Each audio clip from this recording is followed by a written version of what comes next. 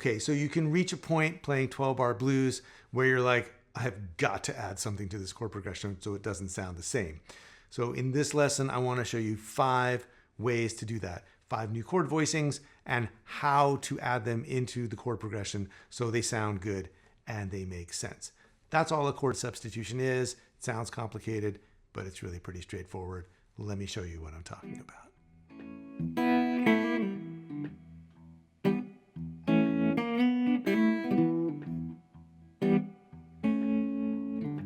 So during the introduction to this lesson, I was playing through the traditional tune CC Rider, and I used 5 different kinds of chord substitutions to open things up. So the first thing I did was to rock between the 1 and the 5 chord. You could just sit on the 1 chord,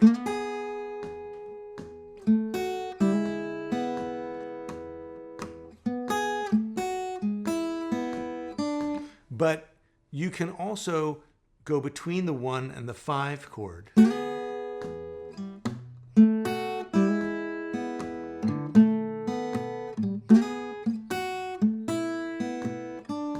And it's kind of more of an early jazz sound, like you'll hear people doing this like in the 1920s. And I did a whole lesson actually on sort of old school blues chord substitutions. I'll put a link to that down below.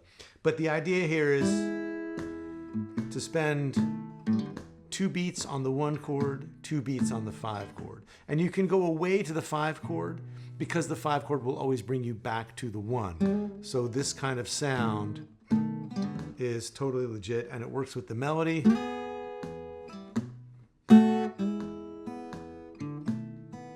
And so you can take that through the first few bars. Now the next thing you can do is to play what the classical musicians call an inversion, which means just putting something besides the root in the bass. And so in roots music and in jazz, we write these out with a slash. So it would say like E over G sharp in this case. So I've got my E chord, but I've got a G sharp in the bass. And so I'm grabbing the 3rd here, and here's the 5th of the chord, but it's still an E chord, and there's the root on top. And it gives a little more motion, and it leads us right up into the 3rd kind of chord substitution. And this is a particularly cool move. You may hear people talk about 2/5s or 2/5-1 chord progressions. In this case, what we're doing is we're saying, okay, we're about to land on an A chord. And so if we can play 1-5-1, then we can think, oh, well, we're going to an A chord. What's the 5 of A? And the 5 of A is actually an E chord. So even though we're in the key of E, we do this little kind of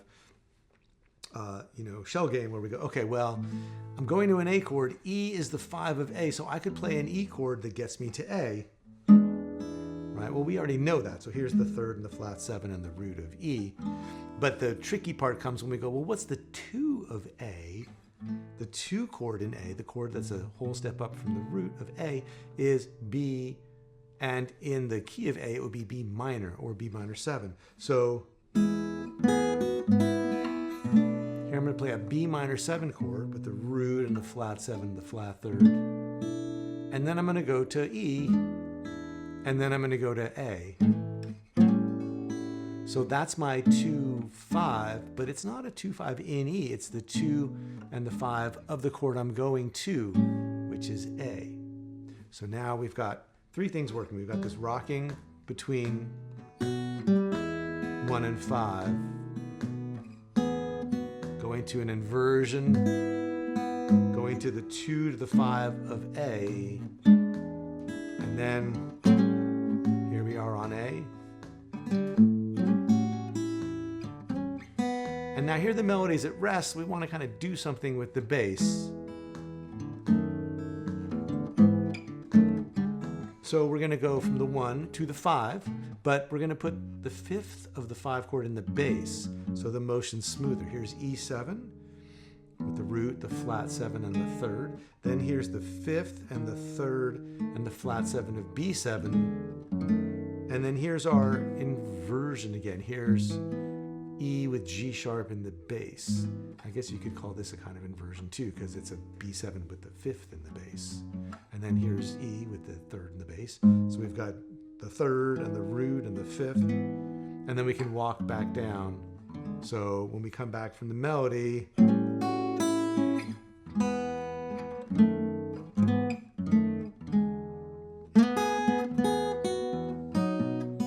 and now here we can play our last chord substitution. And this is a 2 chord, but it's a dominant chord. It's saying we want to get to B7. Well, what's the 5 of B7? That trick worked for the other chords. So the 5 of B7 is F sharp 7. So we can play F sharp 7 over to B7. And then we can take all of that and kind of go, oh, well, we've got a little time to kill. So let's go from the E to the E with G sharp in the bass. Then we'll play the 2 and the 5 one more time. So all together we get this. Rocking between 1 and 5. Inversion of the E chord. 2 to the 5 of A. Then we're on A.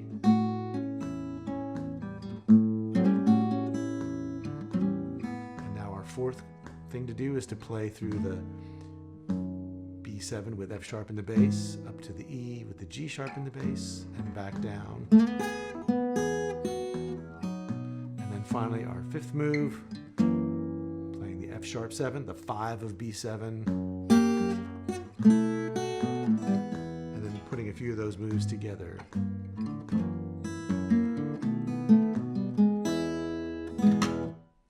Like that. So there are 5 moves you can start to incorporate into your own blues playing. And you can use those moves to help arrange a tune, like I did in the examples just now, or you can use them as part of your improvisation vocabulary to play call and response between the single note licks that you're doing and then having these kinds of chord moves as the answers to that. And of course, you don't have to use all of them every time around. It's good to just start developing a vocabulary of these kinds of moves so that you have them up your sleeve when you need them. Now, CC Rider is in fact a tune that I teach in my membership, the Fingerstyle 5.